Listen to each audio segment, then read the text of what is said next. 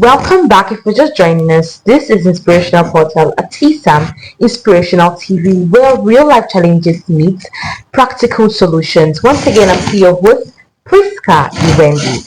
And on today's episode, we are going to have a conversation that is delving into food business that has been a topic at the heart of our viewers. Were people who were confused about how to go into food businesses, were people who could cook but don't know how to monetize it. And on today's episode, our topic is from food to cash, how to monetize the food knowledge that you have to be able to sustain a living. And with me today is one food expert, food scientist who has been into the food business for years and who understands the techniques that go with monetizing your knowledge in terms of cooking and understanding how food is a vital source for human beings. And that person is Mrs. Ugoma Amanze. Thank you so much for joining us in today's episode. We are so grateful to have you. Thank you. Thank you so much. So there's a rise in confusion about food because food, I think, is one of the basic necessities of life. So we cannot do without eating. But now there's a gap in terms of financial gap. People do not have money, and it's the problem, which is why they're falling into a lot of debt traps. And there are a lot of people who have the knowledge of cooking. They know how to cook well, and now they are confused. How do I go about this cooking? Do I need capital? Do I not need a capital? Because people do not have the money, the finances to start it. So we wanted to tell us a brief journey of how you started into the food business and how you are able to scale through. Okay, so I think food business is one business where you don't need a lot of capital per se. It's not like you don't need capital. If you want to, it depends on how big you want to start, you get, or how big you intend to go. Do you understand what I'm saying? But if you want to start small scale, want to start from the basic, it's not very capital intensive. Yeah. With your little, say like 5,000 naira, you can buy a couple of things. We're in the internet age now where things go viral really easily. Yeah. So you can just buy a couple of things, make a little plate of food, make it look really nice because there's a saying that the eye eats first before the mouth. Yeah. So, make it look really nice, presentable, take a beautiful picture of it and post on the internet. That's literally how I started. After I learned how to make small chops, I started with small chops. So after I learned how to make small chops, I just made little small chops, put them in little packs, made a beautiful picture of it, posted on the internet. And I think the first day I posted a picture on my business page, I got one customer, so that was just it. Yeah. And gradually, when someone pays you, "Oh, okay, I want this," with your little game, you make more meals. Yeah. Yeah, depends on how broad you want to go.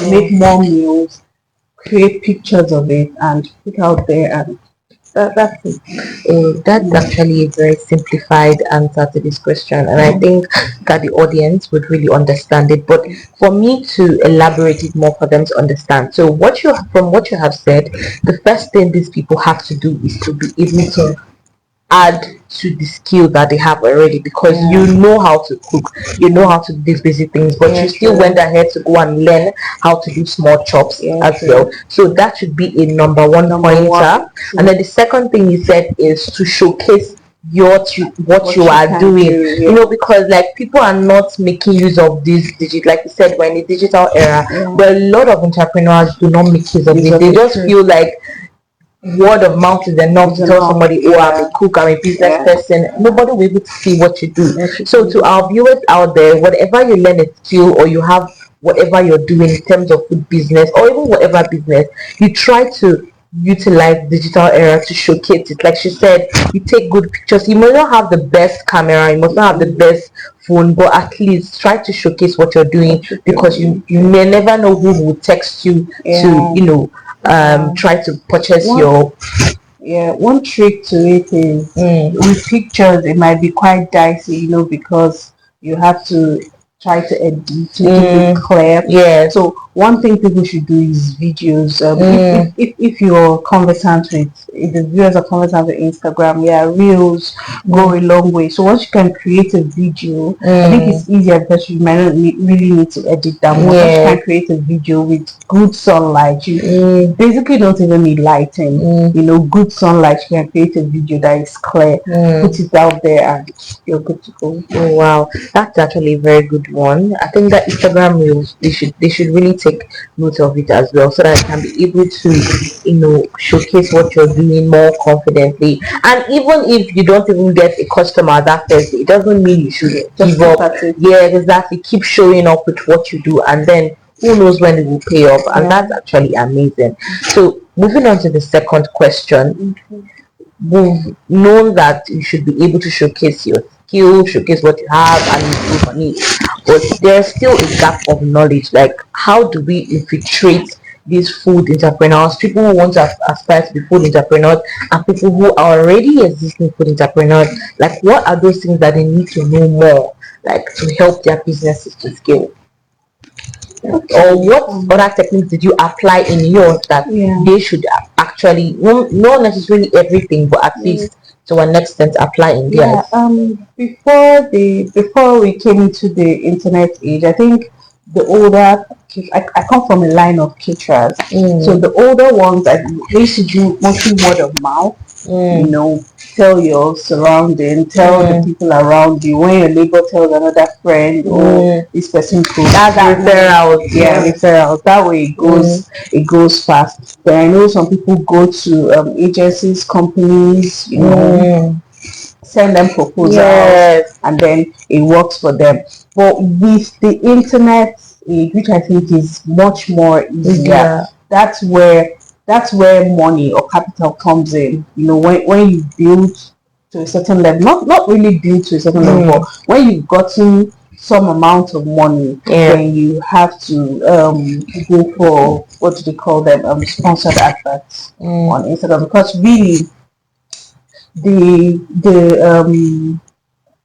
how great your business is going to do is basically marketing, whether you're doing it on the internet or outside the internet. It's basically marketing. So sponsored ads is a way of marketing your what you do, you know, all over the internet. So when you're putting money into this sponsored ad, they take it, you know, if you know how it works, sometimes you open your Instagram page, your basically internet page, you know, and you see some people's businesses. You don't even follow this page, you know, it just pops up on your timeline. So that's how it works. They just, you know, narrow it down to where do you live, who are your target audience, what are the directly to them, what are the ages you're targeting, where do they live, you know, just simple questions like that, and then you just put your businesses in their faces. You get, so sometimes they might not buy immediately, but when they keep seeing you, they wake up, they see you today. Once they open their page, they see you today. Tomorrow they see you. There's just like, oh, okay, attraction. I need to buy this. Or whenever they need that thing, that, you know, maybe that food you've been showcasing, you can have someone who say wants a small chops vendor for a child dedication. That's an example. And they keep seeing you pop up on their timeline. You know, the day they need to contact this, oh, I need a small chops vendor. Oh, I've been seeing this page pop up on my timeline, and then they just reach out to you, and that's it. It's basically marketing, whether you're doing it on the internet or outside of the internet. But in a situation where the person has no finance to even, pay for a sponsored ad, how would the person be able to market what they do?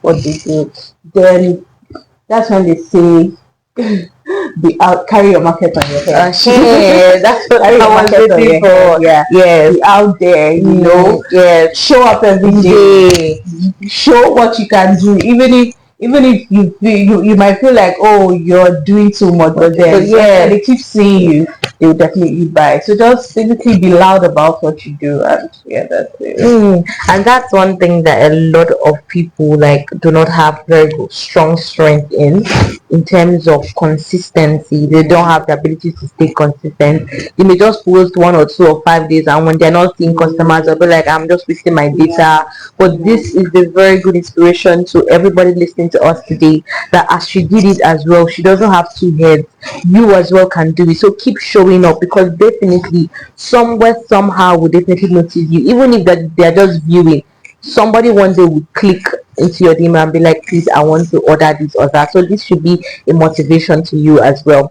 Now, so the as you have gone through this journey of food business, from small shops to big shops and large shops and all that, so what type of food business is more profitable in this food industry? I would say new, new bowls, Mm, large bowls of meals, because we're a time when adulthood is adulting. mm, Everybody, you know, people are trying to make money, people are trying to do stuff. So most people don't even have the time to cook. Yeah, mm. most people don't have the time to cook. So I would say food bowls. They are they're in vogue now, and they're very you make a lot of profit from it. So I would say if there's any, basically everywhere, every aspect of what food business Yeah. has its profit to get, because everybody must eat. That's the thing about food business. It can't go out of vogue because people must Mm. get. But if you want to look at the most profitable, then I would say food bowls. Yeah. Okay, so I think these food bowls also connect to people who want to be private chef. That means they don't necessarily need capital to become a private chef. Just show what you can do, and then when you get clients, that's from there you begin to make your own profit and begin to make videos of whatever food you're making for them. So that's a very good one. So people who want to become private chefs, you could hear that it's not a must. You must wait for capital, because these are the things that hold you back, because in your head you're thinking, I need money to do this, I need money to start this up. You do not need money to start being a private chef. You don't need money to start food business. Just with the little that you have, just begin to showcase it. So moving on to this fourth question for today's episode, we want to know how this food business can help improve the lives of people, their safety, and as well as also how it can contribute to the economy, because we believe that whatever sector that thrives should be able to have an impact not just to the citizens but to the economy globally. So how do you think that food business can be able to create such impact? So like I said, people are really busy, and let's say, for example, you can't keep them hungry because you're in the office working late, Mm, So um, with these innovations, like food bowls and food packs, it would help with you don't have to stress about, oh, what's my family going to eat, there's especially an for the easier ladies. life. Yes, even for the single men who, Mm, the bachelors that can't cook, yes. have someone stock up their fridge for the week. Even there's also an aspect of food business where people create meal plans for people, Wow. make the food, stock up, for them for the week or for 2 weeks, depends on how long they are paid for.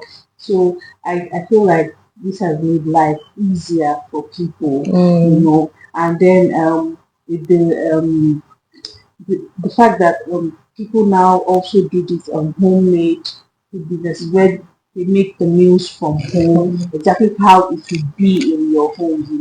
It has reduced eating from fast foods and and the like. Yeah.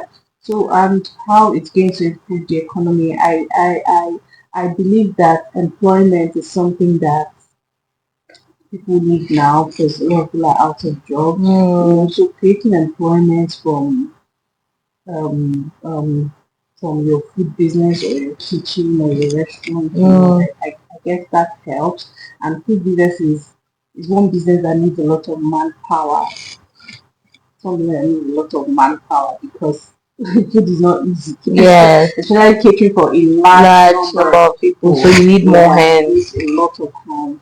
So yeah, I guess it has created employment for so many people. Yeah. Yeah, this is a very justified answer to that because that is the essence why we are having this Mm. program so that we can see how people can be gainfully employed and to be Employed. able to earn a living. So this food business is not just only for people who want to go into it, right? But this information that is being dished out by our lady here, it's for people in all diverse sectors to understand how to monetize what you have and to be able to impact in yourself, right? So if you're doing anything and it's not giving you any money, you should stop it and strategize on how to utilize it more properly. Now, this also brings us to the last question for today's episode. Or you have already like highlighted on it severally concerning the digital era, but probably we want you to throw more light on it in the sense that how can people utilize these innovations judiciously to help their businesses thrive, both food business and other businesses aside from that. Okay. Um. Okay. This aside, I think I've talked a lot about Instagram. Mm, Aside Instagram, there are other platforms. There's the Google, what do they call it? There's a Google app. You can okay. also do one advert on the Google, which I think is even broader because, when you move into a new city or you're coming to visit, but in fact, Google is something everybody goes to Mm, nowadays, you visit somewhere new or where's the closest restaurant? Where's yes. that kind of thing. So yeah, there's Google Ads, there are other social media platforms. So I think it has helped a lot, to put this what do they call it? The whole internet and the technology has helped to, put these things in. You don't have to I don't know how to put it, but it's not as difficult To as it reach used to to be, be to reach your Yeah, audience. yes. You don't have to wait till this church member has So told this this person or this person, person has told, you can reach as wide as 10,000 people in a day mm, with this social media platform. mm, As large as 10,000 people can see you, in and a see day, what you yeah, do living in your state or your without wherever it even is, moving yeah, an inch. without moving exactly or without having someone that knows Nobody. someone, yeah, have to call you. So yeah, I guess it has really helped, yeah. Mm. I think some really it is cost effective. Yeah, So which is what a lot of them should understand, right? So if you're going into a food business and you are thinking, do I need the capital? She has clearly told you no, you don't necessarily need the capital to start a food business. Except maybe you want to own your own restaurant, probably you begin to you want to do invest. it in a bigger Yes, scale, yes. yeah. But if you want to start as a small scale business owner, you can do it at the comfort of your home. Just use your digital phone, take a digital video, post on the platforms, keep showing up, and you would see that at the end of the day, you keep getting a turnout from whatever that you are doing, right? So as we are in the high point of this conversation, right, I want you to give the people listening to you a general advice, not just in food business, but generally how to go about it in business because business is a lot. Business is a lot. I scroll through TikTok sometimes and I hear people talking about how they have lost so much money, how they don't know what to do, how they feel demoralized. Not even people who actually didn't invest any money, but they just keep complaining and ranting about the stress that comes with business, not having any customer. I think there's a trend that is on TikTok now that says life is so private that you don't know that I've not gotten any customers since I started this food business. Life is so private that you don't know that I didn't do this. So many things. People are really going through a lot in this Mm. business. So it's maybe easy to say start a business, do this, but how exactly do they get that emotional support to be able to help them thrive? Okay, thing is, entrepreneurship is not easy. I don't even not only food business, any business you want to go to, especially with the way the country and the environment is now. But one thing I would say is love what you do. If you love what you do, it will push you to wake up the next morning. If Hmm. you're if what you do is something that you don't really like or you're not in love with, you'll be so frustrated that the next day you're like, okay, maybe I should find something else to do. Yeah. But if what you do is what you are passionate about, you wake up the next day and still fueled up. Okay, we go again today. Yeah. Consistency is key. Be consistent. Sometimes you might not get the outcome you want to get at first, but keep at it. I don't think there's any big name now, or there's any, yeah, big name as an entrepreneur that, wasn't consistent. The room wasn't built in a day. You don't just, wake up and then you say, oh, this is where you have to, keep showing up, show up, be consistent, show up. And that show up can take months. It's not days. It could take months. Show up, and like I said, carry your business on your head. Talk about your business. I don't know, just carry your business on your head, and it's definitely pay off. It's a payoff, yeah. And another thing is grow. Whatever you do, don't feel like you have gotten to the peak. I don't think anybody can really get to the peak of, I now know it all in what I do. Yeah, I think growth is something. It's also something that would keep your customers wanting to come back. Yeah, you understand. So it's not like maybe you can look for other ways. What are other ways I can make this meal to make it taste better? What are recipes, ingredients I can put to, improve the meal I'm cooking? Let every day that passes create a better meal. That is for the people in the food business industry. Create a better meal. Let it taste better than it tasted, the previous day. Just grow, learn, improve on wherever you are. Wherever you think you stop, improve on it. Keep going, keep learning, keep trying out recipes. That's it. And you have people coming back to you. Keep your customer base. actually, that's very true. Well, I don't want us to really spoon feed our audience, but I want them to clearly understand what this whole conversation entails. So you mentioned they should be able to grow, and that's a very valid point. Solid.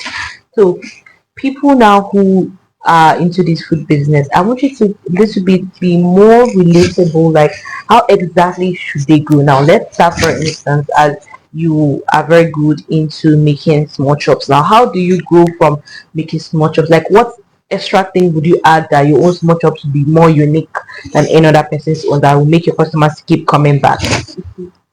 One thing I do as a food business owner is I like. We're not saying you should dish out your. I'm not going to be. Yes. I like to try out new recipes. I'll tweak this, tweak that, and then I also like to find out the origin of a meal you get and visit.